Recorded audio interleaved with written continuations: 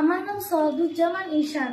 আমি আজকে রসায়ন রহস্য বিজ্ঞান বাক্সে কয়েন উদ্ধার পরীক্ষণটি দেখাবো। এজন্য আমার লাগবে একটি কাঁচের গ্লাস, একটি প্লেট, রং, পানি, মোমবাতি, কয়েন এবং একটি ড্রপার। এবং লাগবে একটি কয়েন আর একটি মোমবাতি। আমি এখানে বিকার থেকে এবার প্লেটটিতে পানি ঢেলে নিলাম। এবার আমি মোমবাতিটিতে এখানে বসিয়ে দিব ভালো করে মাঝখানে এবং একে আগুন ধরিয়ে দিব। এরপর আমি এখানে একটি ফুড কালার দিয়ে দিব পানিতে। এটা আমি ভালো করে মিশিয়ে দিব পানির মধ্যে যেন ভালো করে বোঝা যায়। এখন আমি একটি এখানে কয়েন রাখবো। এবার আমি এখান থেকে একটি কাঁচের গ্লাস মোমবাতির মাঝখানে নিয়ে এখানে রেখে দিব। দেখো পানিটা উপরে উঠছে।